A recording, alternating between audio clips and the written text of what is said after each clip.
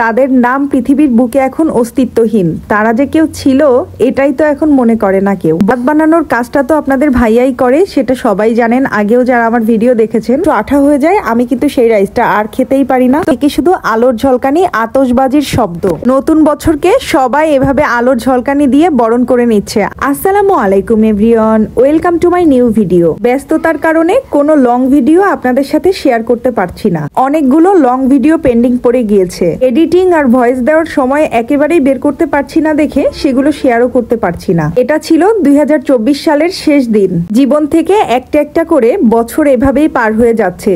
কেমন যেন বছরগুলো এখন খুব দ্রুতই চলে যায়। এভাবে একটা সাল যাওয়ার সাথে সাথে আমাদের জীবনের সময় সীমাও কিন্তু ফুরিয়ে যাচ্ছে। কোনো এক সালের 31শে ডিসেম্বরটা হয়তো আর কখনো দেখাও হবে না। আমাদের পূর্বপুরুষরা কোথায় যে মিলিয়ে গিয়েছে, তাদের নাম পৃথিবীর বুকে এখন অস্তিত্বহীন। তারা যে কেউ ছিল এটাই তো এখন মনে করে না কেউ। বড়জোর আমরা আমাদের দাদার নাম পর্যন্ত জানি, আর সর্বোচ্চ হলে দাদার বাবার নাম। তার আগের পুরুষদের নাম কিন্তু আমরা কখনোই মনে রাখি না বা কখনো বলিও না। ঠিক তেমন করেই আমরাও একটা সময় এই পৃথিবী থেকে চলে গেলে এভাবেই বিলুপ্ত হয়ে যাব। তখন আমাদেরকেও আর কেউ মনে রাখবে না। ব্যাপারটা ভাবতেই কেমন লাগে, তাই না? প্রত্যেকের নিজের হাতে সাজানো সংসার একটা সময় কোথায় যে চলে যাবে তার কোনো হিসাবই থাকবে না। আপনার এত সাধের তিলে তিলে গড়ে তোলা সংসার আপনার অবর্তমান আপনাকে অস্তিত্বহীন করে ফেলবে। আজকে সন্ধ্যায় আর আজকে এক গ্লাস দুধ দিয়ে দিচ্ছি, তবে এমনি দুধ খেতে চাচ্ছে না, তাই একটু চকলেট মিশিয়ে দিলাম। চকলেট ফ্লেভারের সবকিছু তো বাচ্চাদের অনেক পছন্দ।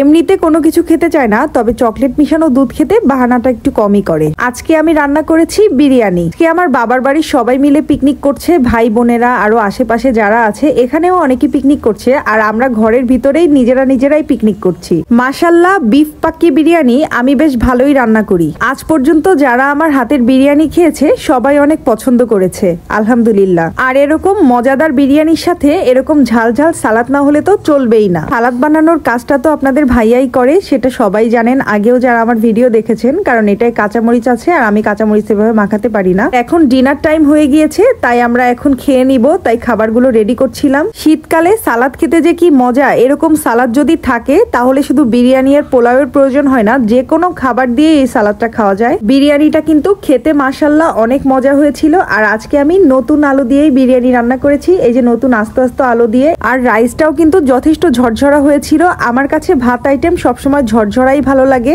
স্টিকি রাইসটা আমি একেবারে পছন্দ করি না। কোনো কারণে যদি ভাত একটু আঠা হয়ে যায়, আমি কিন্তু সেই রাইসটা আর খেতেই পারি না। তো এই যে আমাদের ডিনার একেবারেই রেডি, এখন আমরা ডিনার করে নিব। আরেকটা কথা, এটা কিন্তু আমার লেট আপলোডিং ভিডিও। অনেকগুলো ভিডিও পেন্ডিং পড়ে গিয়েছে। আমি ভিডিও শুরুতেই বলেছি এডিটিং এর সময় হচ্ছে না, তাই আমি ভিডিও আপনাদের সাথে শেয়ার করতে পারছি না। যাই হোক, ডিনার শেষ করে টিভি দেখছিলাম বসে বসে, আর ঠিক রাত 12টার সময় দেখলাম ব্যালকনিতে এসে চারিদিকে শুধু আলোর ঝলকানি, আতশবাজির শব্দ। নতুন বছরকে সবাই এভাবে আলোর ঝলকানি দিয়ে বরণ করে নিচ্ছে। আরাস দেখেও অনেক বেশি মজা পাচ্ছিল। আজ এখানেই শেষ করছি। সবাইকে আবারও নতুন বছরের অনেক অনেক শুভেচ্ছা। সবার নতুন বছর ভালো কাটুক সেই কামনা করি। সবাই ভালো থাকবেন, সুস্থ থাকবেন। আমার ভিডিও ভালো লাগলে আমার পেজটা ফলো দিয়ে দিবেন, আর ইউটিউব থেকে দেখলে প্লিজ চ্যানেলটা সাবস্ক্রাইব করে দিবেন। আল্লাহ হাফেজ।